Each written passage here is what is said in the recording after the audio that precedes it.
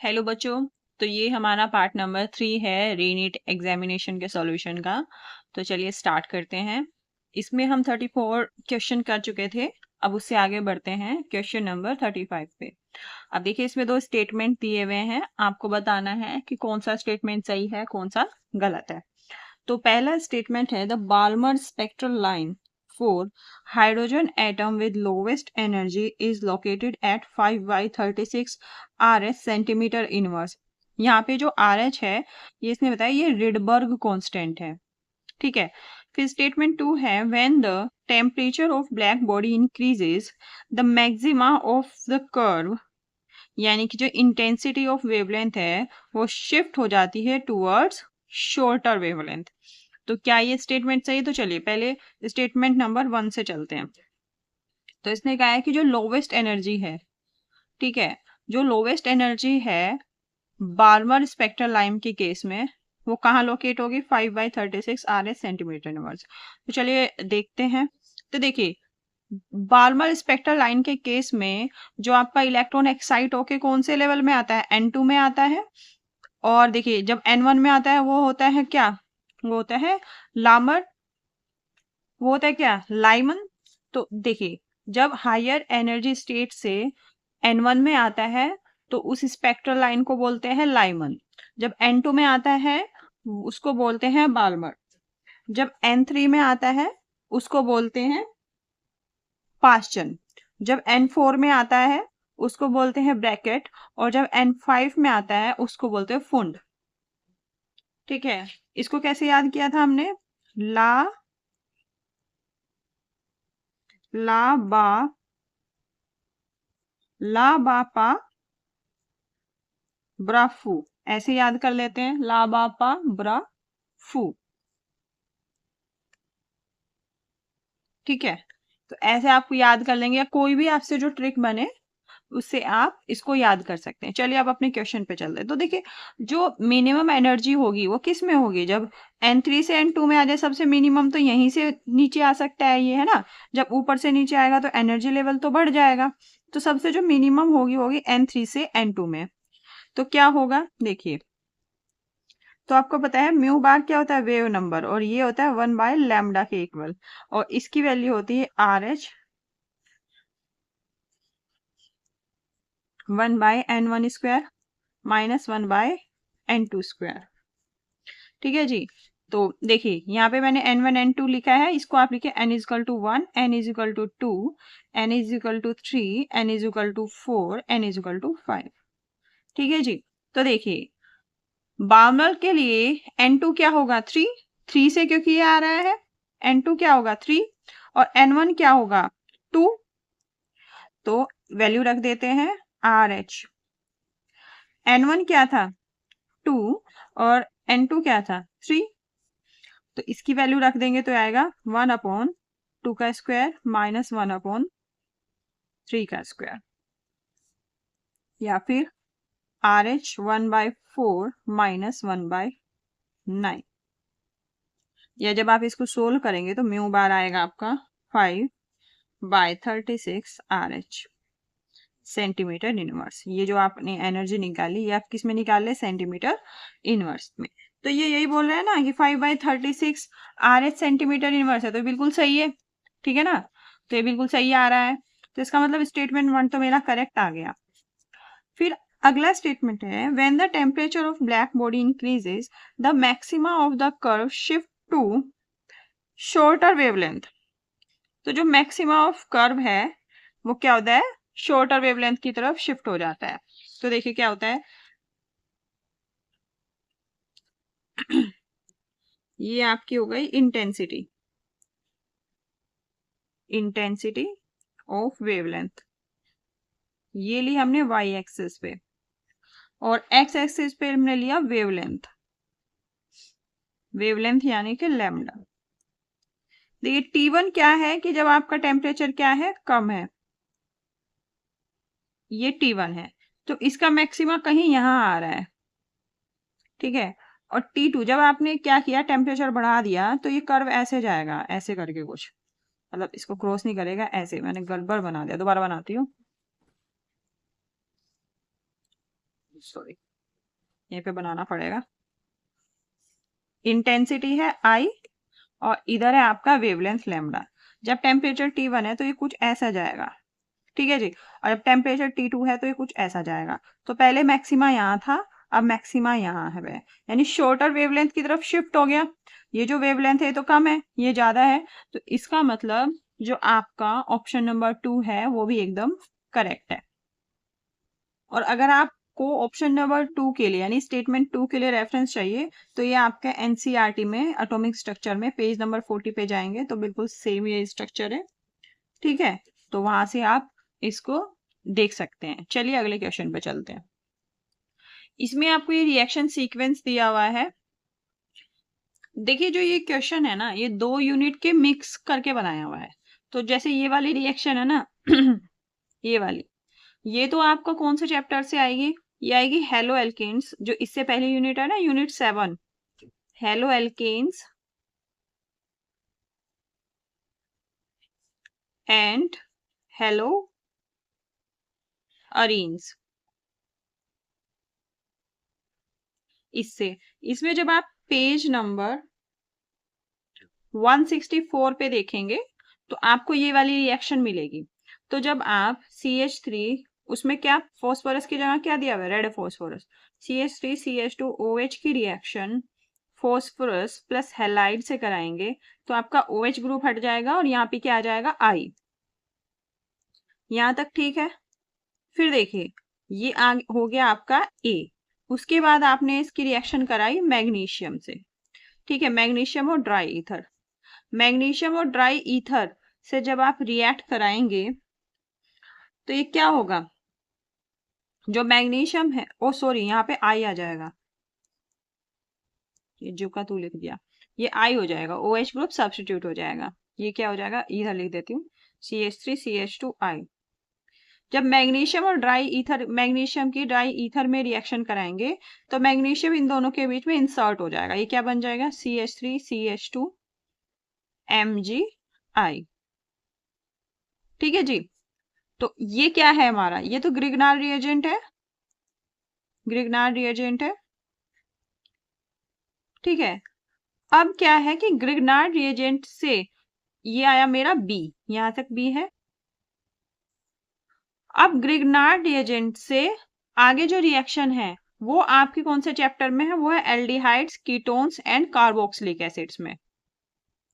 Sorry, देखिए ये यहाँ पे आएगा, ये तो यूनिट 6 है और फिर अगला जो ये आपका रिएक्शन है ये यूनिट 7 से है। और यूनिट 7 कौन सी है आपकी? Alcohol, phenols and ethers. ये शुरुआत में अंदाज से लिख देते हैं कि इसमें से आया होगा, बट एग्जैक्ट जब बाद में देखते हैं तो अलग मिलता है। तो ये आपका जो यहाँ से रिएक्शन है आपकी ग्रिग्नार्ड रिएजेंट के बाद से डी तक की जो रिएक्शन है वो आपकी यूनिट 7 से है। और यूनिट 7 आपकी कौन सी है? यूनिट 7 है आपकी एल्कोहल्स, फिनोल्स एंड ईथर्स, ठीक है। और इसमें भी जब आप पेज नंबर 201 पे जाएंगे, पेज नंबर 201 पे जाएंगे तो आपको बिल्कुल एग्जैक्ट यही इक्वेशन मिल जाएगी, ठीक है। तो इसमें क्या है, ग्रिग्नार्ड रिएजेंट तक आ गया था हमारा। अब आपको पता है कि जो ये ग्रिग्नार्ड रिएजेंट होता है, जो ग्रिग्नार्ड रिएजेंट होता है, ये जो हमारा इसमें बना है CH3 CH2 MgI, इस पे जो आपका जो एल्काइल ग्रुप है उस पे निगेटिव चार्ज होता है और जो आपका मैग्नीशियम है उस पे क्या होता है? पॉजिटिव चार्ज होता है, ठीक है। क्योंकि Mg मेटल, एक मेटल होता है, तो मेटल का काम क्या होता है? अपना इलेक्ट्रॉन डोनेट करने का। तो इस पे पॉजिटिव चार्ज होता है और इस पे निगेटिव चार्ज होता है, ठीक है। फिर ये रिएक्ट किससे करेगा? फिर ये रिएक्ट कर रहा है आपकी इक्वेशन में आगे HCHO से, यानी कि फॉर्मेल्डिहाइड से। तो हम इसको ऐसे लिख लेंगे, ऐसे लिख लेंगे। तो देखिए यहाँ पे क्या होता है? यहाँ पे पॉजिटिव चार्ज होता है स्लाइटली और यहाँ पे होता है निगेटिव। तो जो ये वाला ग्रुप है CH3 CH2, ये पॉजिटिव वाले पे रिएक्ट करेगा, है ना। तो ये रिएक्ट करेगा कहाँ पे? यहाँ पे। तो आपका क्या बनेगा आगे जाके? आपका आगे जाके बनेगा C कार्बन और आपका एक हाइड्रोजन में लगा लूं यहाँ पे, और यहाँ पे मेरा कनेक्ट हो जाएगा CH2 CH3, इधर हो जाएगा O। सिंस यहाँ पे निगेटिव है तो MgI का इधर हो जाएगा, ये हो जाएगा ऑक्सीजन के साथ O MgI, और यहाँ पे क्या आ जाएगा हाइड्रोजन। ठीक है जी, ये हमारा बन गया C, ये हमारा बन गया C। इसके बाद हमें इसकी रिएक्शन करानी है H2O से। किससे करानी है? वाटर से। वाटर से रिएक्शन करके क्या होगा, देखिए वाटर क्या देता है H plus and OH minus.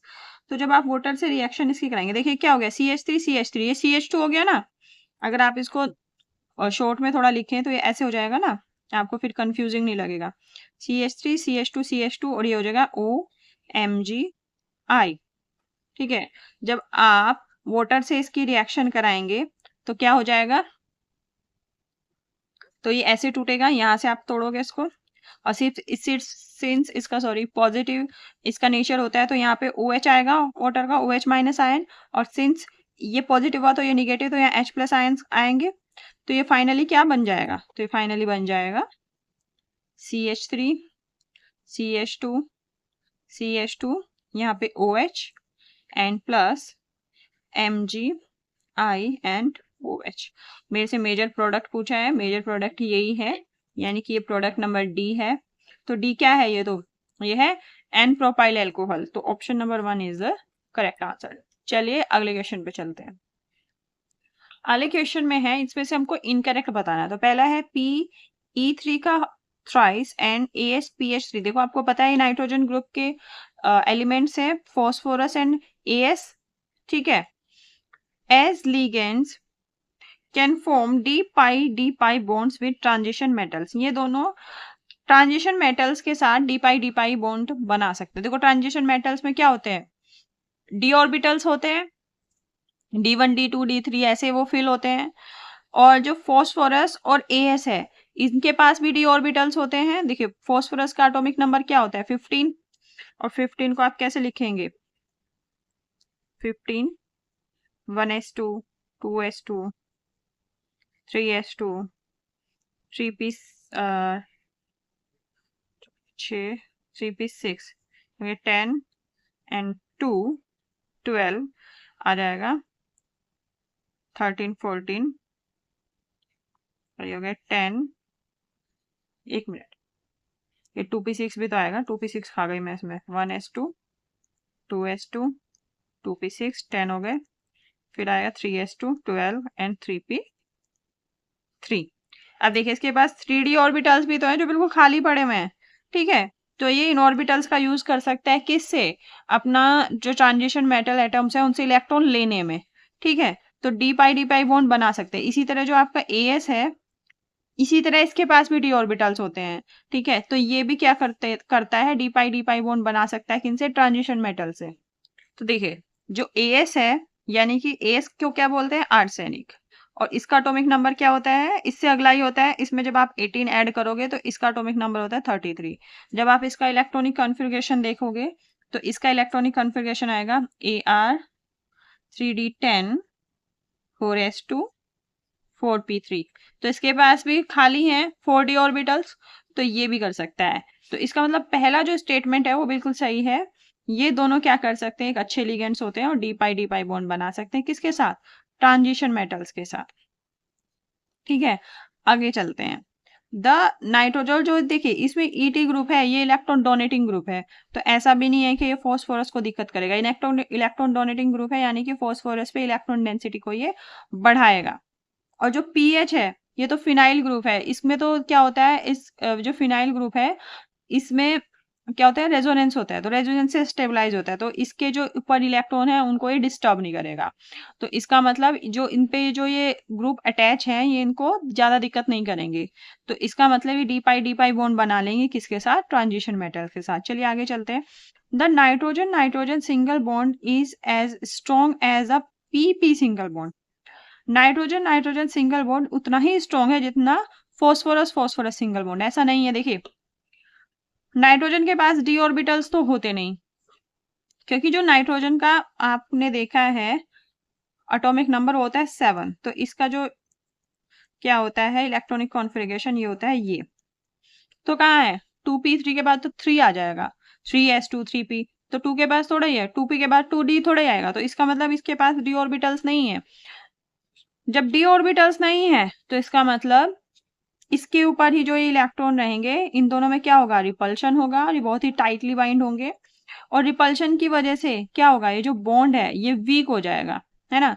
Single bond as strong as PP single bond, PP single bond ज्यादा स्ट्रॉन्ग होगा, ठीक है। इसमें देखिए, इसमें जो बॉन्ड बनेगा पी ऑर्बिटल्स की वजह से बना हुआ है, ठीक है। इसमें कुछ जो फैक्टर है वो डी ऑर्बिटल्स का भी रहता है, ठीक है। डी ऑर्बिटल्स की वजह से इसकी स्टेबिलिटी क्या होती है, वो ज्यादा होती है, और इसकी स्टेबिलिटी कम होती है due to only p orbitals. तो ये वाला ऑप्शन हमारा इनकरेक्ट है, यानी कि आंसर हमारा यही है। अब देखिए, nitrogen has unique ability to form p pi multiple bonds with nitrogen, carbon and oxygen. तो बिल्कुल सही है भाई, डी है ही नहीं तो डी पाई कहाँ से बनाएगा, पी पाई बिल्कुल सही है। नाइट्रोजन अब खुद से बना लेता है, कार्बन के साथ भी बना लेता है, ठीक है। साइनाइड ग्रुप देखा है, कार्बन के साथ बनाता है, ऑक्सीजन के साथ बना लेता है ना।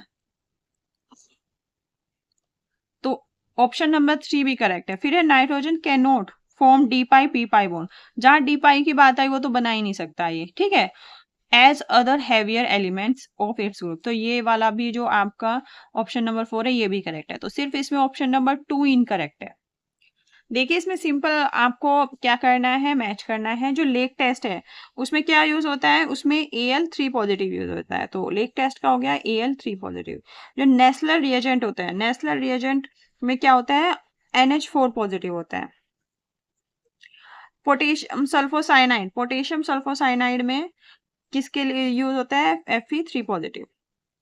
और ब्राउन रिंग टेस्ट में आपका जो ये NO3 माइनस है ये यूज होता है, ठीक है। देखिए, अगर मैं इसको एक एक करके अलग बनाऊंगी तो बहुत टाइम कंज्यूम कर जाएगा, तो इसका जो आपका जो करेक्ट ऑप्शन आएगा वो आएगा ऑप्शन नंबर 4, ठीक है जी। तो आप इसको क्या करते हैं, गूगल पे सर्च करके एक बार सब कुछ देख सकते हैं। तो चलिए हम आगे बढ़ते हैं। देखिए, इस वाले क्वेश्चन में सारा खेल आपकी समझ में है, क्योंकि आप ये सब तो याद करके नहीं जाओगे एग्जामिनेशन हॉल में कि किसकी बॉन्ड एंथैल्पी कितनी होती है, लेकिन आपको एक अंदाजा लगना चाहिए कि किसकी ज्यादा हो सकती है। देखिए, जो HCl है ये बहुत स्ट्रॉन्ग एसिड होता है ना, तो इसकी जो बॉन्ड एंथैल्पी है बहुत स्ट्रॉन्ग एसिड होता है, यानी कि H+ जो है वो एकदम से दे देगा, यानी कि बॉन्ड एंथैल्पी इसकी क्या होनी चाहिए, बॉन्ड एंथैल्पी इसकी कम होनी चाहिए, है ना। जब स्ट्रॉन्ग एसिड है, कोई स्ट्रॉन्ग एसिड तभी तो होगा जब वो एकदम आपका सॉल्यूशन में H आयंस दे दे, है ना। तो एकदम से H आयंस कब देगा, जब इसकी बॉन्ड एंथैल्पी बहुत कम हो। तो सबसे कम कौन सा है इसमें, सबसे स्ट्रॉन्ग देखिए इसमें यही है, तो सबसे कम होगा आपका 431, तो A का आपका 4 हो जाएगा, ठीक है जी। फिर है N2, N2 में क्या है, इसमें होता है पी पाई बॉन्डिंग। N2 में पी पाई बॉन्डिंग की वजह से जो N2 के बीच में जो बॉन्ड है वो बहुत स्ट्रांग होता है ना। अब बहुत स्ट्रांग बॉन्ड होता है कि इसका मतलब, अब N2 का अगर आप स्ट्रक्चर भी देखें तो N2 का स्ट्रक्चर होता है ऐसे। अगर आप इसका लुईस स्ट्रक्चर देखें, 3 बॉन्ड होते हैं, एक ना आधे 3 बॉन्ड, तो इसके जो बॉन्ड एंथैल्पी है वो सबसे ज्यादा होगी। तो इसकी बॉन्ड एंथैल्पी देखिए, इसमें सबसे ज्यादा क्या है, 946, तो N2 की हो जाएगी 946। तो 4-3 की इसमें आ रहा है, 4-3 दो में आ रहा है। फिर H2 है, H2 में क्या होता है, और H2 है, O2 है। अब इनका देखो कितना कंफ्यूजिंग है, आपको लगेगा कि O2 की ज्यादा होगी, है ना, कि O2 की बॉन्ड एंथैल्पी ज्यादा होगी, आप लगा दोगे इसमें 498, है ना, यानी कि सेकंड लगा दोगे, और H2 का क्या होगा, फर्स्ट। तो ये बिल्कुल सही है। H2 में जो बॉन्ड होता है सिंगल बॉन्ड, ठीक है। सिंस इसमें सिंगल बॉन्ड होता है तो इसकी बॉन्ड एंथैल्पी क्या होगी, एक बॉन्ड को तोड़ना है तो इसकी कम होगी, तो H2 का हो जाएगा 1। और O2 में 2 होता है, 2 पाई बॉन्ड होते हैं सिर्फ, लेकिन होते तो 2 है ना, तो इसका मतलब इसमें थोड़ी सी H2 से ज्यादा होगी, तो इसका ऑप्शन नंबर 4 एकदम करेक्ट होगा। तो C का मैंने 1 लगाया है, C का 1 और D का 2, हाँ, तो ये बिल्कुल सही है। तो ऐसे आपको थोड़ा सा अपने दिमाग में लगा के, दिमाग में थोड़ा सा दूसरे तरीके से रीजनिंग लगा के ये सब इस टाइप के क्वेश्चन सोल्व करने होते हैं। आई होप आपको ये समझ में आया हो। चलिए अगले क्वेश्चन पे चलते हैं। अगला क्वेश्चन है क्वेश्चन नंबर 40। इससे आसान क्वेश्चन पूरे नीट के पेपर में नहीं है, बिल्कुल डायरेक्ट फॉर्मूला बेस्ड है। फिर the standard cell potential, standard का मतलब हो गया 25 डिग्री सेंटीग्रेड एंड 1 एटमॉस्फेयर पे काम हो रहा है, of the following cell Zn2 positive aqueous, Fe2 positive Fe is 0.32. Calculate the standard Gibbs energy change. आपको स्टैंडर्ड ही में ही गिब्स एनर्जी चेंज निकालनी है, ठीक है। तो देखिए स्टैंडर्ड में गिब्स एनर्जी चेंज क्या होता है, नोट लगा देते हैं, डेल जी नोट हो जाएगा minus n F E naught, जो सेल का पोटेंशियल है उस पर भी ई नोट लगाएंगे। अब देखिए देखिए अब मैं आपको एक चीज बताने जा रही हूँ, जैसे आपको ये सेल रिप्रेजेंटेशन दे दिया, अब इसमें तो आपको इक्वेशन दे दी, तो आपको पता चल रहा है जिंक का ऑक्सीडेशन हो रहा है और आयरन का रिडक्शन हो रहा है ना। अगर आपको नहीं भी पता है तो जैसे सेल रिप्रेजेंटेशन है ना, इस तरह से दिया हुआ है, तो यहाँ से भी आपको पता लग सकता है कि किसका ऑक्सीडेशन हो रहा है और किसका रिडक्शन हो रहा है। तो इसमें बहुत सिंपल सी मैंने ट्रिक बताई थी कि अगर जो राइट साइड में है, R for right and R for reduction, यानी कि जो राइट साइड में है इसका क्या होगा, रिडक्शन होगा, और जो लेफ्ट साइड में है उसका क्या होगा, ऑक्सीडेशन होगा। उसमें शो भी हो रहा है ये, है ना, इसमें सेल रिप्रेजेंटेशन में ये शो भी कर रहा है। और ई नोट सेल क्या होता है, ई नोट राइट माइनस ई नोट लेफ्ट। और आपको पता है जब हम ये निकालते हैं तो लेफ्ट वाले का भी हम रिडक्शन पोटेंशियल निकालते हैं, इसका भी रिडक्शन पोटेंशियल निकालते हैं और लेफ्ट वाले का भी रिडक्शन पोटेंशियल निकालते हैं। और अगर बाय चांस ऑक्सीडेशन पोटेंशियल दिया हुआ है तो हम उसको चेंज कर लेते हैं, कैसे, उसके आगे माइनस साइन लगा के, ठीक है। और आपको कैसे पता चलेगा ऑक्सीडेशन पोटेंशियल दिया है रिडक्शन, देखिए अगर ऐसे दे दिया तो यहां से पता चला यहां से यहां ऑक्सीडेशन हो रहा है, तो इसका मतलब ये क्या है, ऑक्सीडेशन पोटेंशियल। इसको मुझे कन्वर्ट करना है रिडक्शन पोटेंशियल में, इसकी वैल्यू को, ठीक है। तो रिडक्शन पोटेंशियल सपोज इसकी वैल्यू दे दी 54 वोल्ट। अब मुझे इसको रिडक्शन पोटेंशियल में करना है तो मैं इस 54 के सामने क्या लगा दूंगी, माइनस माइनस 54 वोल्ट, है ना। जब इसके सामने माइनस लगा दूंगी तो मेरा क्या हो जाएगा, रिडक्शन पोटेंशियल, और ये किस में चेंज हो जाएगा, ई नोट Zn2 पॉजिटिव Zn। देखिए पता चल रहा है ना रिडक्शन है। तो चलिए तो थोड़ी एक्स्ट्रा इन्फॉर्मेशन हो गई, चलिए अब क्वेश्चन पे चलते हैं। Del G naught minus n F E naught cell, n क्या होता है, नंबर ऑफ इलेक्ट्रॉन्स जितने आपका इक्वेशन में इन्वॉल्व है, कितने नंबर ऑफ इलेक्ट्रॉन इन्वॉल्व है, जिंक से जिंक 2 पॉजिटिव में जा रहा है, यानी 2 इलेक्ट्रॉन्स, और यहाँ भी 2 पॉजिटिव से 0 में जा रहा है 2, इसमें कोई दिक्कत नहीं है। तो एन इजकल टू हो गया 2, एफ की वैल्यू इसने दे दी 96487 कूलम, और ई नोट सेल, ई नोट सेल भी दे रखा है इसने 0.32। तो बस अब कुछ नहीं करना है, इसकी वैल्यू रख दो इन सब की, डेल जी नोट हो जाएगा माइनस एन की वैल्यू 2 है इंटू एफ की वैल्यू 96487 और ई नोट की वैल्यू क्या है 0.32, तो जी नोट की वैल्यू आएगी माइनस 61751.68 जूल। देखिए अगर ये कूलाम में है, कूलाम पर मोल, और 0.32 ये वोल्ट में है, तो ये वैल्यू किस में आएगी, जूल में। लेकिन मुझे किस में चाहिए, देखिए कहीं ये वैल्यू है तो ये तो नहीं है, किलो जूल में यहाँ है।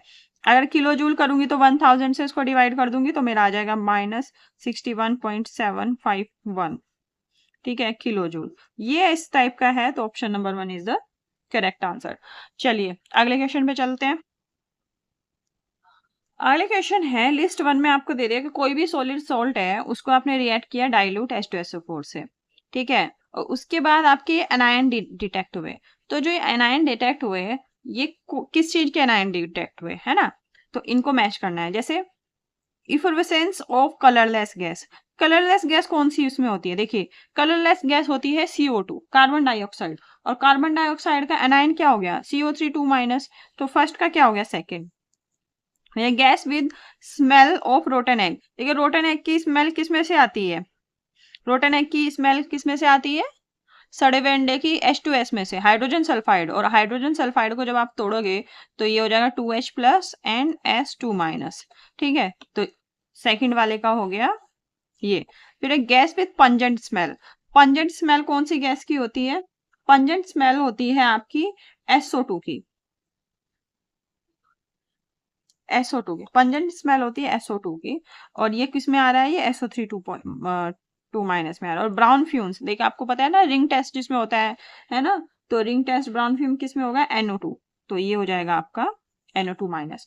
तो आपका option number 1 is the correct answer. चलिए आगे चलते हैं। देखिए इसमें है the ratio of solubility of AgCl in 0.1 molar KCl solution to the solubility of AgCl in water is. तो हमको रेशियो बताना है KCl में डिवाइडेड बाय जो इसकी वाटर में है, किसकी, AgCl की। तो देखिए पहले मैं किस में निकाल लूंगी, KCl में, और KCl की कॉन्सेंट्रेशन दी है 0.1 मोलर। और AgCl के लिए मैं इक्वेशन क्या लिखूंगी, इस वाले सॉल्यूशन में जाके कैसे टूटेगा, ऐसे Ag plus plus Cl minus. ठीक है जी। तो देखिए ये S हो जाएगा, सोलिबिलिटी के लिए S लगाते हैं। और जो क्लोराइड आयन है सिर्फ AgCl वाले थोड़े ही होंगे, इसमें KCl वाले भी तो होंगे, और KCl कितने वाले कितने होंगे, 0.1 मोलर, है ना। अब आपको पता है जो KCl है वो बहुत स्ट्रॉन्ग सॉल्ट है ना, और AgCl इतना स्ट्रॉन्ग सॉल्ट नहीं है। तो जो S है वो बहुत कम है 0.1 से। तो इसका मतलब इस पूरी वैल्यू को हम क्या लिख लेंगे, 0.1 लिख लेंगे, यानी कि S प्लस 0.1 को हम किससे डिनोट कर सकते हैं, 0.1 से। और आपको पता है सोलिबिलिटी प्रोडक्ट कितना दिया है, 10⁻⁻10। देखिए KSP इसमें क्या होगा, S into S plus 0.1। KSP की वैल्यू है 10⁻⁻10। S तो S है ही Ag पॉजिटिव, और इसको मान लिया मैंने S प्लस 0.1 को मैंने 0.1 मान लिया, तो 0.1। तो यहाँ पे S की वैल्यू आ जाएगी 10⁻⁹। ठीक है। अब आप वाटर में देखिए, वाटर में तो कोई दिक्कत ही नहीं है ना, वाटर के आयन इसको इम्पैक्ट नहीं करेंगे। तो AgCl कैसे टूटेगा आपका, वही पहले की तरह, Ag positive plus Cl minus. तो यहाँ भी S, यहाँ भी S, तो KSP क्या होगा, S इंटू एस, यानी कि S स्क्वायर, और KSP कितना है 10⁻⁻10। तो S क्या होगा, रूट 10⁻⁻10। ठीक है। तो ये क्या हो जाएगा 10⁻⁻5। तो S जो हो जाएगा 10⁻⁻5। बस वही इसने पूछा है, किस किस में दिखाना है सॉल्यूशन की सोलिबिलिटी। पहले इसने बोला ratio of solubility of AgCl, पहले KCl वाले के देखेंगे। तो KCl वाले की कितनी आई 10⁻⁻9, और वाटर में कितनी आई 10⁻⁻5। तो ये जगह 10⁻⁴/1। तो इसका आंसर आ जाएगा ऑप्शन नंबर 1। ठीक है। देखिए KCl में कितनी आई 10⁻⁻9, और वाटर में कितनी आई 10⁻⁻5। देखिए Ag की तो सोलिबिलिटी ऐसी है ना, यहाँ पे इसमें S की वैल्यू आई कितनी 10⁻⁻5, और इसमें कितनी आई 10⁻⁻9। ठीक है जी।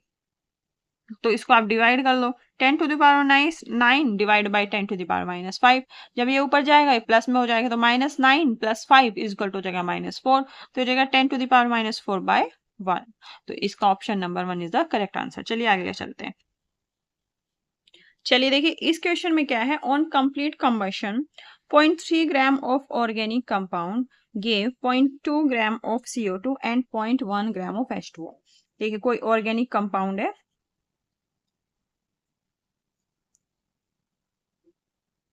ठीक है, इसका वेट कितना है 0.3 ग्राम, और बिल्कुल कंप्लीट कंबशन हो गया। तो इसने दिया CO2 प्लस H2O। CO2 इसने कितना दिया 0.2 ग्राम, और H2O कितना दिया 0.1 ग्राम। देखिए अगर आपको एक क्वेश्चन समझ में आ गया ना, तो आप उसको कभी नहीं भूलेंगे, चाहे आपको फॉर्मूला आता हो या नहीं आता हो। The percentage composition of carbon, पहले मैं कार्बन निकालूं और फिर पूछा है हाइड्रोजन। तो देखिए आपको, देखिए जब आप किसी चीज का, सपोज आप नंबर का ही परसेंटेज निकाले जो आपको बोर्ड में आते हैं या कैसे, जैसे आपके 600 नंबर टोटल है ना, और आपको मिले कितने उसमें से 400। तो आप कैसे करोगे, 600 को तो डिवाइड करोगे जितने में से मिले, और ऊपर कितने हैं आपके आए 400, और इसको 100 से मल्टीप्लाई कर दोगे तो आपका परसेंटेज आता है, ऐसे ही आ जाता है ना। तो नीचे तो आप टोटल लिखते हो, तो टोटल तो आपका 0.3 ग्राम है, इसी का तो कंबशन हुआ। तो मैं जैसे परसेंटेज ऑफ C निकाल रही हूँ, तो टोटल कितना है 0.3 ग्राम, है ना। अब टोटल में से निकालना तो मुझे कार्बन का है, लेकिन कार्बन के साथ CO2 भी तो है, CO2 की फॉर्म में मिल रहा है ना कार्बन। तो ऊपर कितना आया 0.2, ये छोड़ देंगे, इसमें कोई कार्बन नहीं है, तो 0.2 और नीचे 0.3। ठीक है, ये आपको समझ में आ गया। देखो टोटल तो 0.3 था, और CO2 मुझे मिला 0.2।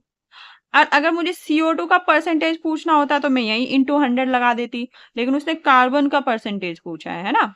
अब जिसका पूछा है उसको मैं ऊपर लिखूंगी, उसका ऊपर लिख क्या लिखूंगी, मोलिकुलर मास, उसका ऊपर मैं लिखूंगी मोलिकुलर मास, और कार्बन का मोलिकुलर मास क्या होता है 12।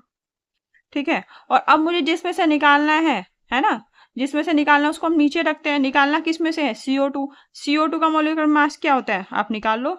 CO2 का C का 12 + 16 + 16 कितना हुआ, 44, है ना। तो ये हुआ 44 ग्राम पर मोल। ठीक है जी, यहां तक समझ में आया होगा आई होप सबको। और इसको बस अब इंटू 100 कर दो। इंटू 100 कर दोगे तो आपका कार्बन की परसेंटेज आ जाएगी। आई होप आपको, देखिए जब आप किसी चीज की परसेंटेज निकालते हो तो जो आपको मिला उसको तो आप ऊपर लिखते हो, और जो आपको टोटल है उसको नीचे लिखते हैं। मिला तो मुझे 0.2 और टोटल मेरा 0.3 था। ठीक है, लेकिन मुझे कार्बन डाइऑक्साइड की नहीं निकालनी, मुझे किसका निकालना है परसेंटेज, मुझे निकालना है कार्बन का। तो कार्बन, अब मेरा कार्बन का मोलर मास कितना है, 12। ठीक है, और किससे मिल रहा है मुझे कार्बन, CO2 से। तो CO2 को मैं नीचे लिखूंगी ना, क्योंकि मुझे CO2 से मिल रहा है कार्बन। तो CO2 का मैंने 44 नीचे रख दिया। तो जब आप इसको सोल्व करोगे, इसकी वैल्यू आएगी 18.18%। जब आप इसको सोल्व करेंगे ना, तो सिर्फ ऑप्शन 2 है, अगला आपको करने की भी जरूरत नहीं है। आप टाइम सेव कीजिए और आगे बढ़ जाइए। लेकिन फिर भी देखिए, यहाँ पे तो सॉल्यूशन हो रहा है तो मैं पूरा ही निकाल के दिखाऊंगी। इसी तरह आपको परसेंटेज ऑफ आगे क्या पूछा है, हाइड्रोजन। परसेंट ऑफ जो हाइड्रोजन के लिए फिर वही, देखिए हाइड्रोजन मुझे मिल रहा है H2O से। ठीक है, हाइड्रोजन मुझे मिल रहा है H2O से, तो H2O को मैं लिखूंगी ऊपर 0.1 ग्राम। ठीक है, नीचे मैं किसके लिखूंगी, जो ऑर्गेनिक कंपाउंड है टोटल 0.3। अब मुझे हाइड्रोजन चाहिए, H2O नहीं चाहिए। ठीक है, तो हाइड्रोजन का मोलर मास कितना होता है, 1। ठीक है, और H2O का कितना होता है, 18।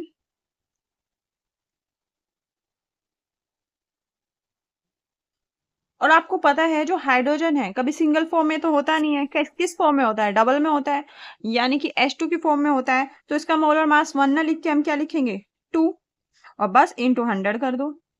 जब आप करोगे तो इसकी वैल्यू आपकी आएगी 3.70, इतना परसेंट। तो कार्बन का जो आपका परसेंटेज आएगा 18.18% और हाइड्रोजन का आएगा 3.70%। तो आपको ये बिल्कुल अच्छे से समझ में आ जाना चाहिए। अगर आपको फॉर्मूला याद भी नहीं है, लेकिन आपको कुछ कंसेप्ट याद हैं, तो आपको बिल्कुल क्लियरली आपको कोई दिक्कत नहीं होगी ये क्वेश्चन करने में। ठीक है, जो चीज हमें चाहिए वो हमेशा ऊपर आती है, और जिस चीज में से चाहिए वो नीचे आती है। अब जो चाहिए, ठीक है, अब मुझे मिला तो 0.2, तो 0.2 नीचे आया, है ना।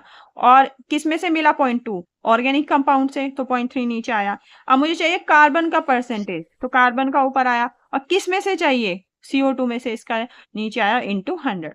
तो आई होप आपको ये बिल्कुल समझ में आ गया होगा। चलिए अगले क्वेश्चन पे चलते हैं। क्वेश्चन नंबर 44 पे आते हैं। देखिए इसमें यह है, ये आपको टोल्यूइन दिया है यहाँ पे X2 का मतलब हो गया आपका हैलाइड, Fe, और यहाँ पे dark, Fe means iron.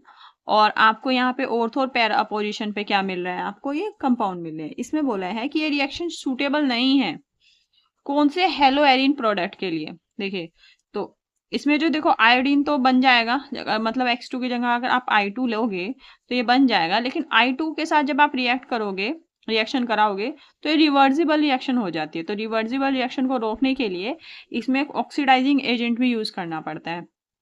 Chlorine और ब्रोमीन के साथ ये इजीली रिएक्शन देते हैं, Cl2 और Br2 के साथ इजीली, लेकिन फ्लोरीन के साथ नहीं दे सकते। अगर आप F2 लोगे तो ये नहीं देगा।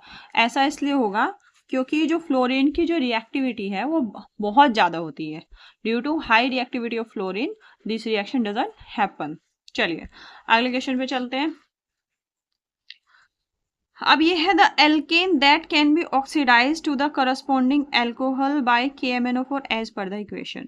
मतलब इसमें R1 R2 R3 आपको कौन से ग्रुप लेने पड़ेंगे जिससे जो आपका क्या मिल जाएंगे, जब आप ऑक्सीडेशन करोगे तो आपको क्या मिल जाए, यहाँ पे एल्कोहल मिल जाए।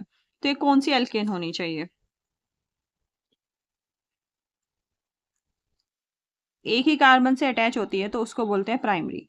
ये हो गई आपकी प्राइमरी एल्केन। ठीक है, जब एक कार्बन दो कार्बन से अटैच होता है, ठीक है, भले ही इसमें CH2 आ जाए यहाँ पे, ये हो गई आपकी सेकेंडरी एल्केन। और जब ये 3 कार्बन से अटैच होता है तो ये हो गई आपकी टर्शरी एल्केन। और टर्शरी एल्केन का के पास क्या होता है, ये टर्शरी आपका हाइड्रोजन होता है जो काफ़ी रिएक्टिव होता है। तो ये इसको क्या कर देंगे, तो इसमें ऑक्सीडेशन क्या है, पॉसिबल है KMnO4 से। तो इसका जो आंसर है वो option number 2 is the correct answer. चलिए आगे चलते हैं। क्वेश्चन नंबर 46 है कि A2 की रिएक्शन जब आपने 2B2 से कराई तो ये बना 2AB3, ठीक है, और इसमें एंथैल्पी चेंज है आपका 15 किलो जूल। तो आपको बताना है इसमें इंटरनल एनर्जी चेंज इसमें कितना होगा। तो सबसे पहले तो आपको फॉर्मूला पता होना चाहिए enthalpy change and internal energy change में। तो डेल एच होता है del U plus del n G R T, ठीक है जी। जो डेल एन जी है ये है number of change of moles between gases, जो आपकी गैशियस स्पीशीज है ये, मतलब जब गैशियस होगा सिर्फ उसी में ये आप कर सकते हैं। तो डेल एन जी होता है number of moles of product, ये कितने हैं, 2, गैशियस है तो 2, ठीक है, माइनस नंबर ऑफ आपका कितना हुआ रिएक्टेंट, ये हो गया 2 and 1 3, ये हो गया 3, ये हो गया -1। देखिए ये माइनस में एंटिटी नहीं होती तो आप इसको क्या करेंगे, तो देखिए इस जो इक्वेशन है इसमें यहाँ पे दिया हुआ है 3, ये 3 है, तो इसको मैं दोबारा निकाल लेती हूँ। डेल एन जी हो गया आपका प्रोडक्ट 2 माइनस रिएक्टेंट का कितना 3 + 1 यानी कि 4, ये आया आपका -2। डेल एन जी देखिए टेक्निकली -2 कुछ नहीं होता है, ठीक है, माइनस का साइन है कि आपका जो प्रोडक्ट है उसमें जो नंबर ऑफ मोल्स बने वो रिएक्टेंट से कम बने, है ना। तो लेकिन जब आप इसको फॉर्मूले में पुट करोगे तो आपको ये माइनस साइन को ध्यान रखना है। तो डेल एच की वैल्यू मुझे कितनी दी है 15 और दी है किलो जूल, और इसमें देखिए सब में जूल है किलो जूल है, तो मैं किलो जूल को जूल में बदल लेती हूँ। 1 किलो जूल में कितने जूल होते हैं 1000 is equal to del U तो मुझे पूछा ही है और प्लस डेल एन जी कितना है -2।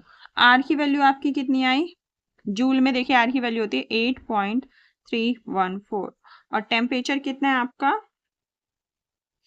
देखिए टेम्परेचर इसमें मेंशन है 300 केल्विन। अगर टेम्परेचर मेंशन ना हो तो 25 डिग्री सेंटीग्रेड ले लेते हैं। यहाँ से जब आप डेल यू निकालोगे तो डेल यू की वैल्यू आएगी 1998.4 जूल, यानी कि option number 1। So option number 1 is the correct answer. Question number 47 है rate constant of reaction at 500 kelvin and 700 kelvin are this and this.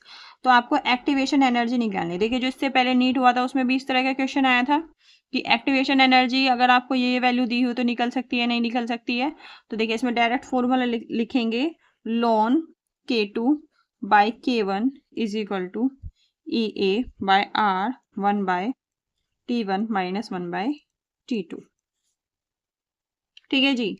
और ln K2 rate constant of reaction 500 kelvin यानी कि T1 है आपका 500 kelvin and T2 है आपका 700 kelvin, और ये आपका हो गया K1 और ये आपका हो गया K2। इन सब की वैल्यू पुट कर देंगे तो ln K2 की वैल्यू कितनी हुई 0.14, K1 की वैल्यू कितनी हुई 0.04 is equal to EA R। देखिए इसमें सब में जूल जूल जूल है ना, तो R की वैल्यू आप किस में रखोगे, जूल में रखोगे, है ना। और सॉरी ये तो वैल्यू दे ही रखी है इसमें 8.314 होती है, आपको बताया आर की वैल्यू जूल में। और 1 बाई T1, T1 है आपका 500 माइनस 1 बाई T2 हो गया आपका 700। फिर देखिए इस पॉइंट से ये पॉइंट गया, ये हो जाएगा ln 7/2, ठीक है, ये हो जाएगा EA बाई 8.314। इसका आप एलसीएम ले लोगे, एलसीएम आएगा आपका 500 इंटू 700, 500 से 500 गया तो यहाँ आएगा 700 माइनस 700 से 700 गया यहाँ आएगा 500। तो ये मेरा आएगा EA बाई 8.314, ऊपर आएगा मेरा 200 डिवाइड बाय 500 इंटू 700। 2 जीरो से 2 जीरो मैं यहाँ पे कैंसिल आउट कर लूंगी, ठीक है।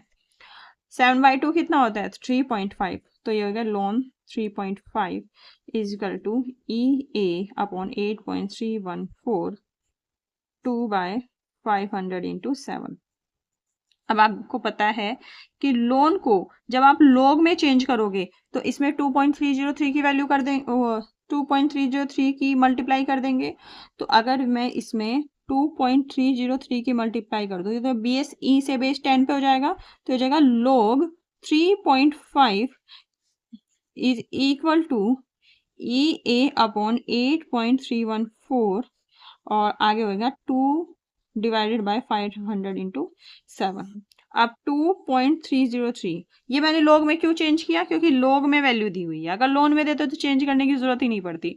log 3.5 हो गया 0.5441 इंटू 0.5441 और आगे हो गया ई A upon 8.314 2 divide by 500 into 7। यहाँ से जब आप ई ए की वैल्यू निकालोगे तो ई ए की वैल्यू आएगी आपकी ये option number 3 18219 joule.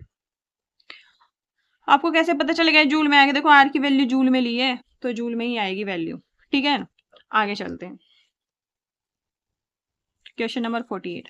Mass of glucose required to be dissolved to prepare 1 liter of its solution which is isotone with 15 gram per liter solution of urea given molar mass in gram per mole carbon hydrogen nitrogen. Sorry. तो इसने बोला है कि glucose का कितना मास चाहिए आपको 1 litre solution बनाने के लिए, ठीक है। और यानी कि आपको मोलैरिटी निकालनी है, आपको मोलैरिटी पता होनी चाहिए, ठीक है। मास निकालने के लिए मोलैरिटी पता होनी चाहिए सॉल्यूशन की। मोलैरिटी क्या होगी, mass divide by molar mass of solute. Solute तो यहाँ पे ग्लूकोज है, यहाँ हो गया mass divide by molar mass. Molar mass तो मैं इजीली निकाल लूंगी इनकी हेल्प से, मास नहीं निकाल पाऊंगी, यही मुझसे पूछा है। और divide by volume of solution in litre, volume of solution in litre. ये उसने बता दिया कि 1 लीटर बनाना है आपको, तो इसकी वैल्यू तो 1 है, इसमें कोई दिक्कत नहीं है। तो m बाय m रह जाएगा, इसकी वैल्यू कितनी है 1, वो दिया हुआ ना 1 लीटर सॉल्यूशन बनाना है। और m बाय m और यहाँ पे क्या दी थी मोलैरिटी। मोलैरिटी को मैं वैसे तो m से डिनोट करते हैं, तो मैं यहाँ पे किसी और चीज़ से डिनोट कर देती हूँ। m तो काफ़ी बार लिख लिया, यहाँ पे मोलैरिटी मैं c से डिवाइड कर देती हूँ, या इसको मैं इसको डिनोट कर देती हूँ small w upon capital W और मोलैरिटी को m से, है ना। अब कैपिटल W यानी मोलर मास ऑफ ग्लूकोज कितना होगा C6H12O6, इसका निकाल लेंगे 6 into 12 plus 12 into 1 plus 16 into 6, तो इसका मोलर मास कितना आएगा आपका, इसका मोलर मास आएगा आपका 180, ठीक है। तो W तो है ही और कैपिटल W की वैल्यू आई, मोलर मास की वैल्यू 180। तो इसका मतलब मुझे इसका वेट निकालने के लिए मुझे चाहिए मोलैरिटी, और मोलैरिटी के लिए इसने क्या बता दिया, मोलैरिटी के लिए इसने बता दिया कि ये आइसोटोनिक है इस वाले सॉल्यूशन के। अगर आप 15 ग्राम पर लीटर सॉल्यूशन बनाए यूरिया का, ठीक है, तो ये उसके आइसोटोनिक है। और आइसोटोनिक सॉल्यूशन के क्या होते हैं, आइसोटोनिक सॉल्यूशन होते हैं जिनका ऑस्मोटिक प्रेशर सेम हो, यानी कि 5(1) शुड बी इक्वल टू 5(2) और ये होगा C1 RT should be equal to C2 RT। C1 C2 क्या है, इनकी कॉन्सेंट्रेशन। RT से RT कैंसिल हुआ, यानी कि C1 should be equal to C2, यानी कॉन्सेंट्रेशन इनकी इक्वल होगी। तो ये देखो पर लीटर में है, यानी कि 15 ग्राम भी 1 लीटर में ही घोला गया है। तो C2 आप कैसे निकालोगे, देखिए weight of urea 15 gram upon इसका जो मोलर वेट है, मोलर वेट कितना है इसका, इसका मोलर वेट आएगा आपको 45। जब आप इसको निकालोगे ना, नाइट्रोजन का कितना हो जाएगा 14 plus 2 plus 12 plus 16 plus 14 plus 2, तो ये आएगा 45। तो C2 आपका आएगा, सॉरी इसका मोलर वेट आएगा 60 नॉट 50 45, इसका मोलर वेट आएगा 60। तो C2 मेरी क्या आई, C2 आया 15 बाई 60 यानी 1/4, ठीक है। तो अगर C2 1/4 है तो C1 भी 1/4 है, क्योंकि ये तो आइसोटोनिक है, मैंने भी बताया ना C1 should be equal to C2। तो M की जगह, सॉरी कहाँ पे गया, हाँ M की जगह मैं क्या लिखूंगी 1/4, क्योंकि M यहाँ पे क्या है, यहाँ पे मोलैरिटी है ना, यानी कॉन्सेंट्रेशन ही है ना 1 लीटर में, वो मैंने m से डिनोट कर दिया। तो देखो आपको कंफ्यूजन ना हो ना, तो मैं इसको किससे डिनोट कर देती हूँ, यहाँ पे c से डिनोट कर देती हूँ, C1 से। ठीक है ना, ये C1 से डिनोट कर दिया। तो W/180 मेरा क्या आ जाएगा, यहाँ पे C1 आ जाएगा। ये तो डिनोट करना है, इसमें कोई दिक्कत नहीं है। तो C1 मेरा क्या है 1/4, तो W/180 इक्वल टू हो जाएगा 1/4, और यहाँ से W आपका आ जाएगा 45 kg, sorry 45 gram, not kg। तो इसका जो ऑप्शन है, option number 4 is the correct answer. Question number 49 है कि आपको ये 2 स्ट्रक्चर दिए हैं, आपको बताना है इसमें मेटल मेटल लिंकेज होगा, टर्मिनल CO ग्रुप होगा, ब्रिजिंग CO ग्रुप होंगे, metal in zero oxidation state होंगे। देखिए ये आपको तभी पता चलेगा जब इनके स्ट्रक्चर आपको पता होना चाहिए। ठीक है, तो MnCO का होल 10 का स्ट्रक्चर क्या होता है, देखिए इसमें मेटल मेटल एक बॉन्ड होता है और बाकी CO ऐसे जुड़े होते हैं।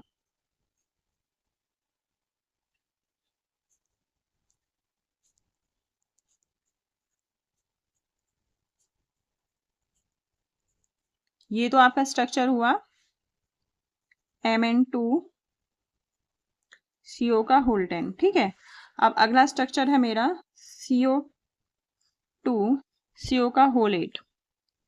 8 ही है ना, हाँ 8 है। तो इसका स्ट्रक्चर कैसे होता है, देखिए इसका स्ट्रक्चर होता है ऐसे, CO ये एक ब्रिजिंग लिगेंड होता है इसमें, एक नीचे होता है और यहाँ पे 3 CO CO CO CO CO CO। देखिए ये तो यहाँ पे कोबाल्ट है और ये कार्बन मोनोऑक्साइड है जो इसके लिगेंड है, इनमें कंफ्यूज मत हो जाना। ठीक है, तो देखिए इसने बोला कि इनमें से स्ट्रक्चर्स, ये स्ट्रक्चर्स क्या क्या हैव करते हैं, मेटल मेटल लिंकेज। तो मेटल मेटल लिंकेज तो दोनों में है, मेटल मेटल के इसमें भी है और इसमें भी है, नीचे वाले में भी है। तो मेटल मेटल लिंकेज तो भाई है। Terminal CO group, terminal CO group ये है ना, दोनों में है, इसमें भी है और इसमें भी है, तो टर्मिनल CO ग्रुप भी है। ठीक है, अब है bridging CO group. Bridging CO group देखिए इसमें तो है लेकिन इस वाले में नहीं है, तो C वाला नहीं है। Metal in zero oxidation state, तो दोनों जो देखिए दोनों स्ट्रक्चर्स में जो मेटल है वो जीरो ऑक्सीडेशन स्टेट्स में है, तो ऑप्शन नंबर 4 भी सही है। तो इसका होगा ABD। देखिए जीरो ऑक्सीडेशन स्टेट में कैसे पता चलेगा, देखिए जो CO होता है ना वो न्यूट्रल लिगेंड होता है। ठीक है, सिंस ये न्यूट्रल लिगेंड होता है तो इसकी ऑक्सीडेशन Mn की यहाँ पे क्या होगी 0, और यहाँ पे भी क्या होगी CO की 0। इस वीडियो का लास्ट क्वेश्चन है, methyl group attach to positively charge carbon atom stabilise the carbocation due to -I inductive effect, electromagnetic effect, hyperconjugation, mesomeric effect. तो ये तो आपको पता ही है कि मिथाइल ग्रुप जो पॉजिटिव चार्ज से अटैच होता है, यानी कि इसकी बात कर रहा है ये। ठीक है, तो पॉजिटिव चार्ज किसकी वजह से स्टेबल होता है, देखिए ये स्टेबल होता है हाइपर कॉन्जुगेशन की वजह से, क्योंकि इसके अल्फा पोजीशन पे, इसके जस्ट क्या पोजीशन होती है अल्फा, और उससे आगे क्या पोजीशन होती है बीटा। और हाइपर कॉन्जुगेशन में कौन से इंपॉर्टेंट होते हैं हाइड्रोजन, अल्फा हाइड्रोजन। तो जैसे ये होता है ना H H H, एक का करके दिखा देती हूँ मैं कैसे स्टेबलाइज करेगा इसको। तो ये जो ये इलेक्ट्रॉन है ये कहाँ आ जाएंगे, यहाँ पे CH3C, यहाँ पे डबल बॉन्ड बन जाएगा, ये CH3, यहाँ पे क्या बचेगा CH और एक H, और ये H पॉजिटिव। तो ऐसे ये नंबर से मतलब सारे हाइड्रोजन इसमें पार्टिसिपेट करते हैं और इस पे जो पॉजिटिव आयन है इसको क्या करते हैं, इसको स्टेबलाइज करते हैं।